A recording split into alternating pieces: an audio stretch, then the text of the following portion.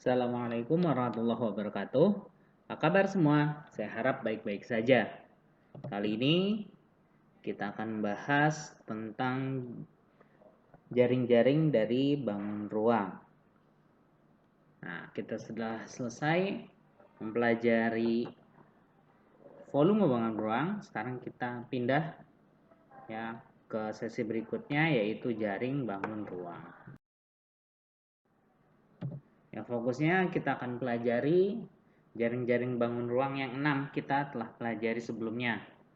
Ada kubus, ada balok, ya, atau prisma segi 4, ada prisma segitiga, ada limas segi 4, ada tabung dan kerucut. Nah, bagaimana jaring-jaring tersebut? Nah, kita akan pelajari lebih lanjut. Nah, jaring-jaring bangun ruang itu bisa disebut sebagai sebuah kulit, ya, atau sebuah bungkus yang membungkus sebuah bangun ruang, ya. Nah, jaring-jaring ketika digabungkan dia akan membentuk sebuah bangun ruang. Jadi sekarang kalau kemarin kita belajar tentang isinya, tentang volumenya, kita belajar sekarang tentang bungkusnya.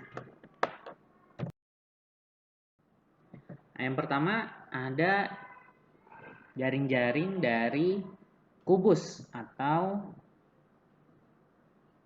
prisma segi 4 yang sama sisi. Ya, di sini ada 11, ya, ada 11 contoh dari jaring-jaring kubus. Nah, kenapa bisa banyak? Karena mereka satu sisinya sama, jadi lebih banyak variasinya. Ya. Ada alas, ada atas, sisanya nanti sisi yang di samping. Nah, yang paling atas ini yang 1 sampai 6 ini yang ada sebelah kiri dan kanannya merupakan sisi atas dan sisi alas. Sedangkan yang 4 ini ya, yang bergabung ini adalah sisi sampingnya.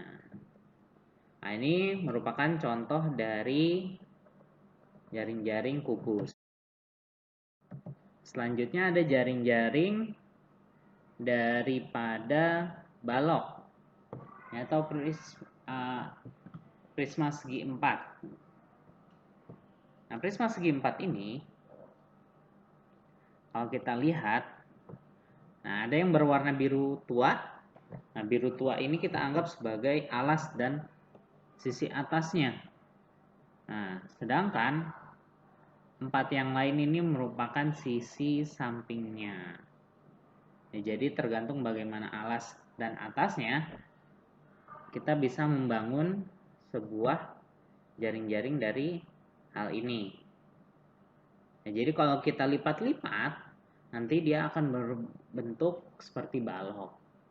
Nah, apabila ada yang bertabrakan, ada yang bertimpahan, nah berarti itu bukan jari-jari yang tepat. Selanjutnya kita masuk ke jaring-jaring limas segi 4. Ya, limas segi 4 ketika kita potong, ya dia akan membentuk sebuah bangun datar yang dimana di tengahnya merupakan persegi atau persegi panjang yang dikelilingi oleh 4 segitiga. Dalam gambar ini ya, alasnya berbentuk persegi dengan 4 segitiga sama kaki misalkan. Nah, jadi ketika kita lipat dia akan membentuk 5 segi 4. Nah, 5 segitiga bagaimana?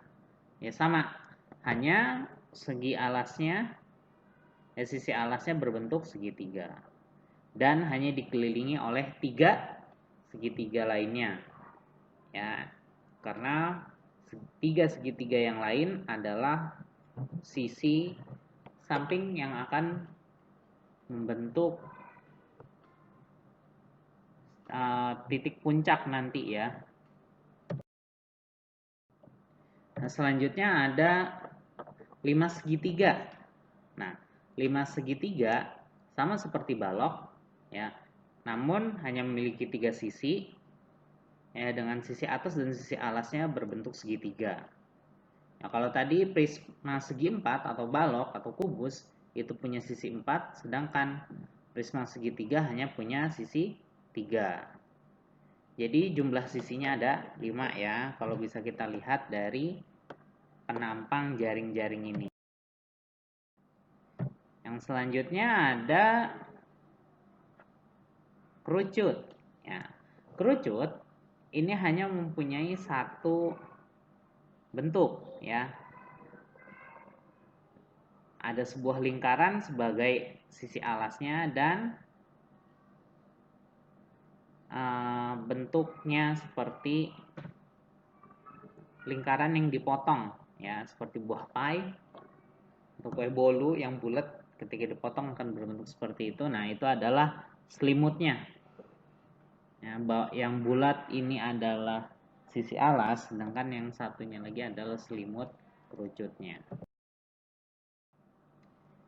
Yang selanjutnya yang terakhir ada tabung ya. Tabung ketika kita belah sebenarnya ini akan berbentuk ya, dua lingkaran sebagai sisi alas dan sisi atas, dan sebuah persegi panjang ataupun persegi ya, biasanya sih persegi panjang sebagai sisi samping ya. Jadi pembungkusnya adalah berbentuk persegi panjang atau persegi. Nah, ini adalah jaring-jaring dari tabung. Terima kasih, semoga bermanfaat. Kurangnya saya mohon maaf. Assalamualaikum warahmatullahi wabarakatuh.